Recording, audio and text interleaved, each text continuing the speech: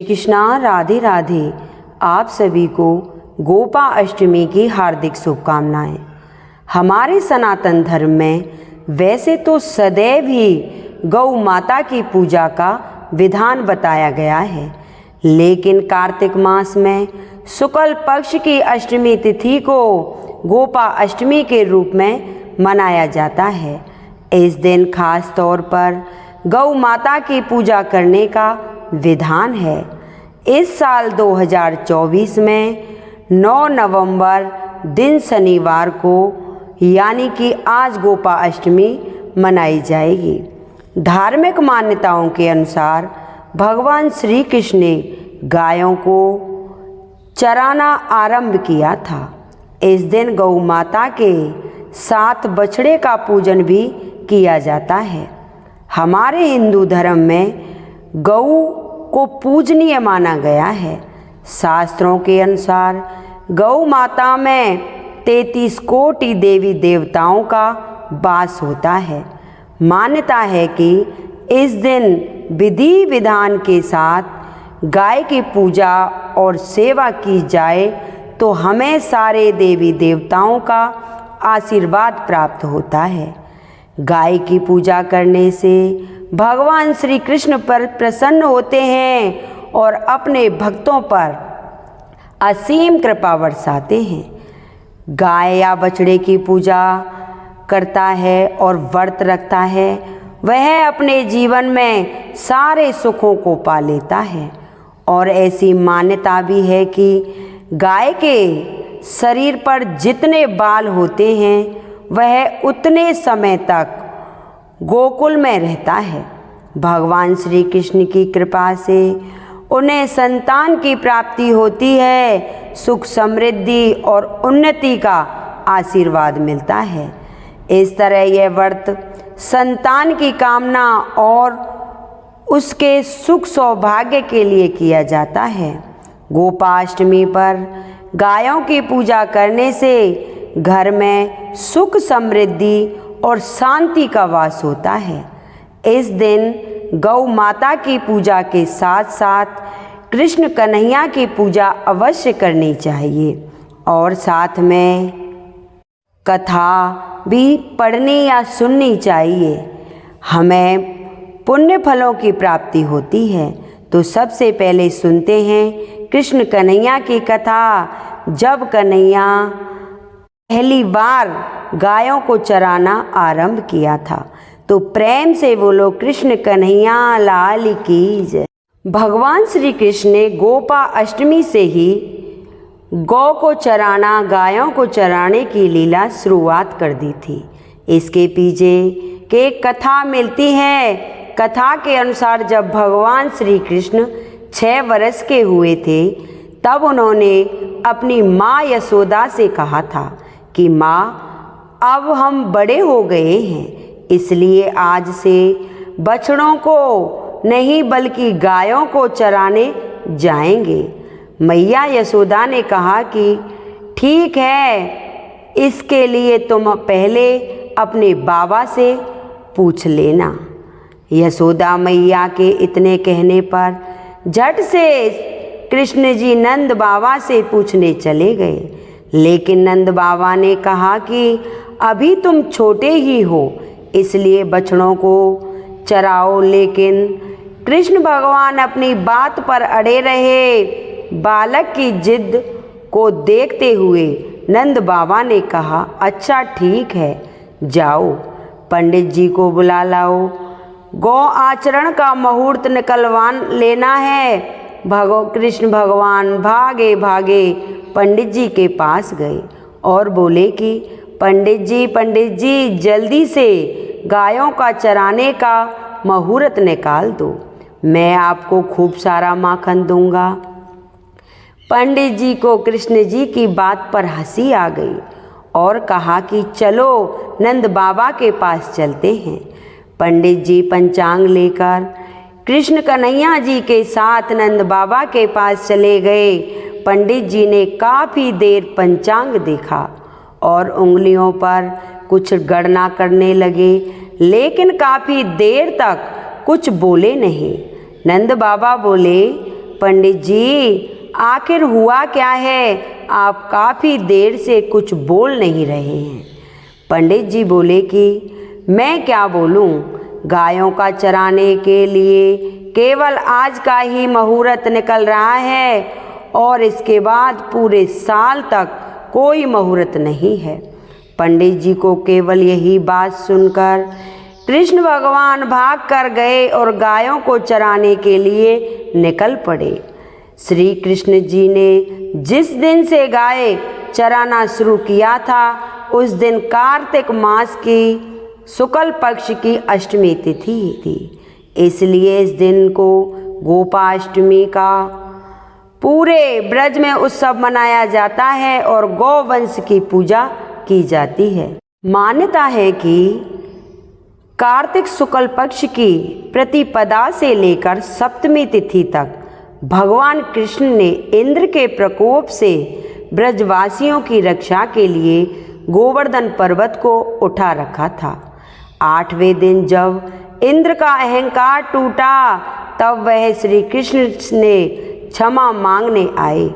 तभी से कार्तिक मास की अष्टमी तिथि को गोपा अष्टमी उत्सव मनाया जा रहा है। सनातन धर्म में गायों को बहुत पवित्र माना गया है।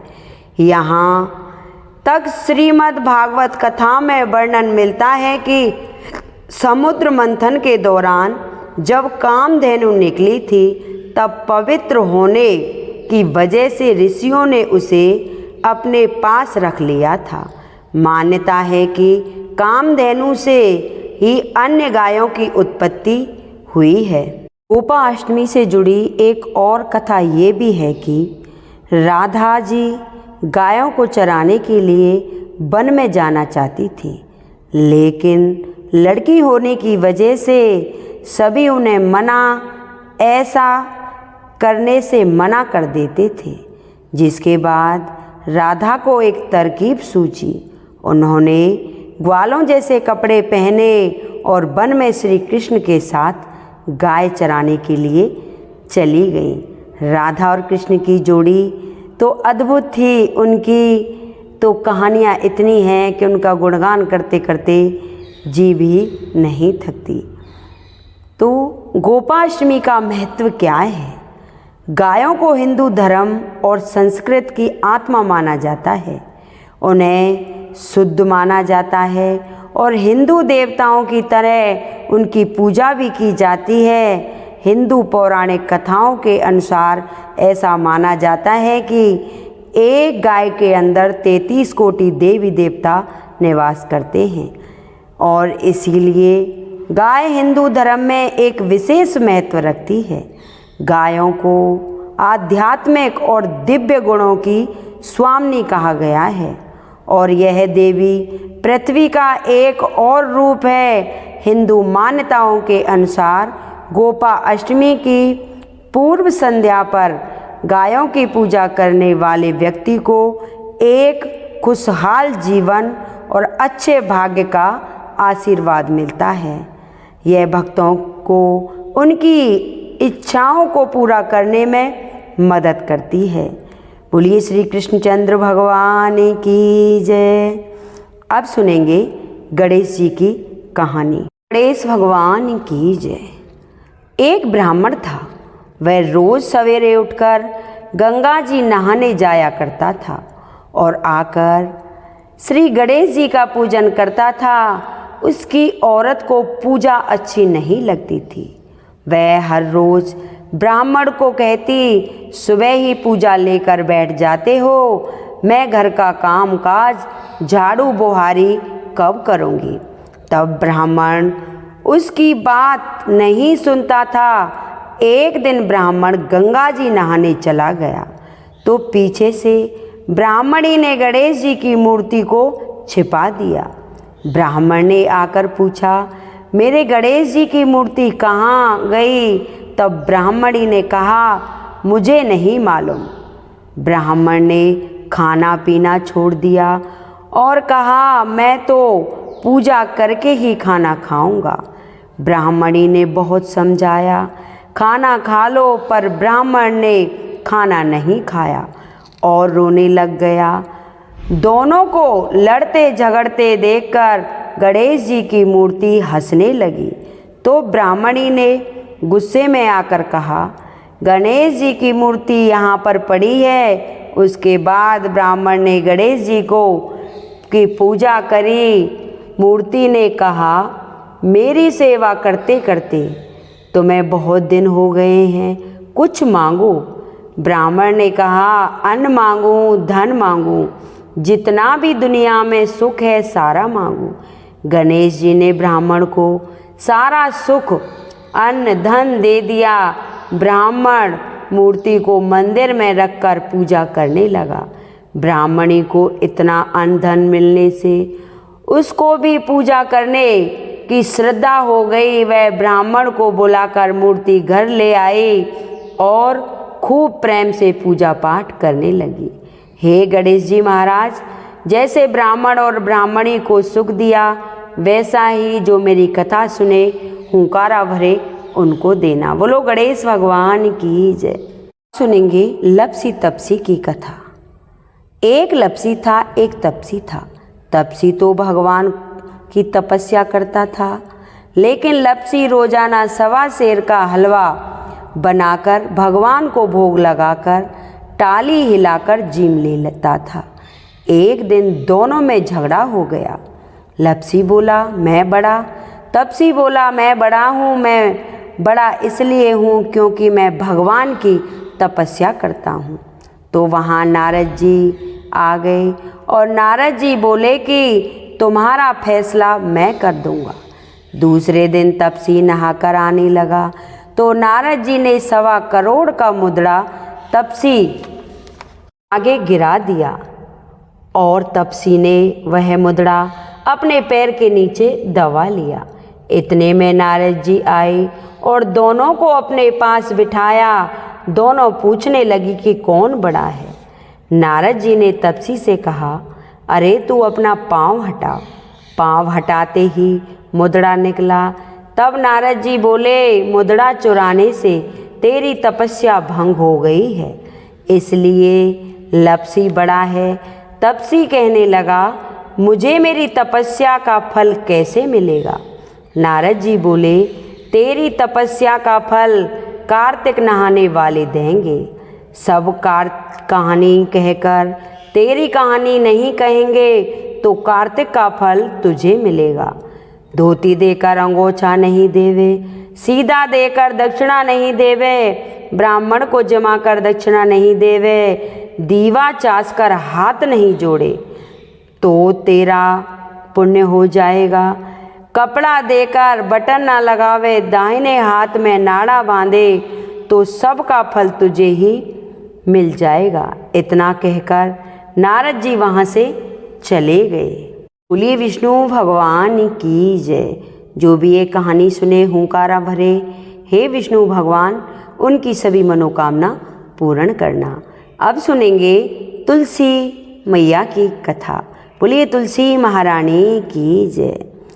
कार्तिक के महीने में सब कोई तुलसा को सींचने जाती।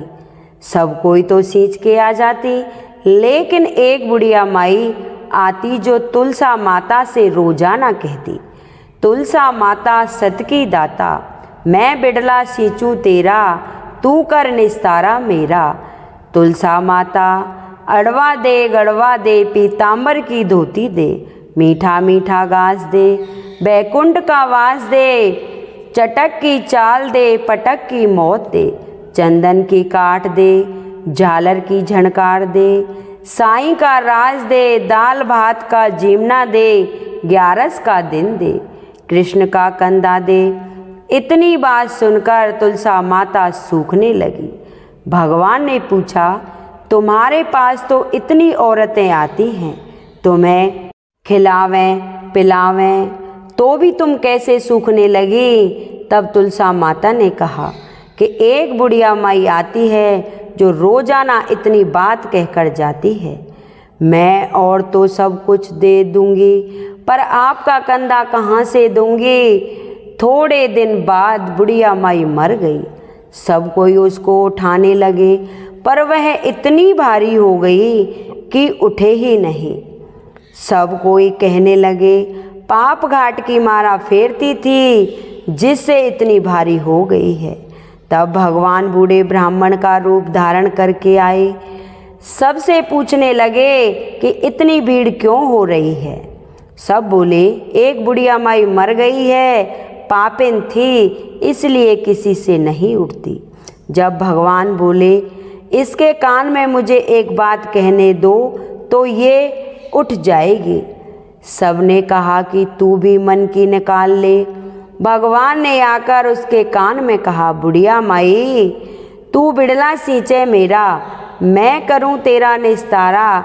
बुढ़िया माई अड़वा ले गड़वा ले, पीताम्बर की धोती ले, मीठा मीठा घास ले, बैकुंठ का वास ले, चटक की चाल ले, पटक की मौत ले, चंदन की काठ ले, झालर का जनकार ले, साईं का राज ले, दाल भात का जीमना ले, कृष्ण का कंधा ले। इतना सुनते ही बुढ़िया माई हल्की हो गई। भगवान कांधे पर ले गए, उसकी मुक्ति हो गई। हे तुलसा माता, जैसे बुढ़िया माई की मुक्ति करी वैसे ही सबकी करना। जो भी है मेरी कथा सुने हुंकारा भरे, सबकी मनोकामना पूर्ण करना। बोलो तुलसा माता की जय। आपको यह हमारी कथा कैसी लगी कृपया करके कमेंट बॉक्स में ज़रूर बताना, और कमेंट बॉक्स में जय कृष्ण भगवान की ज़रूर लिखना। बोलो कृष्ण भगवान की जय।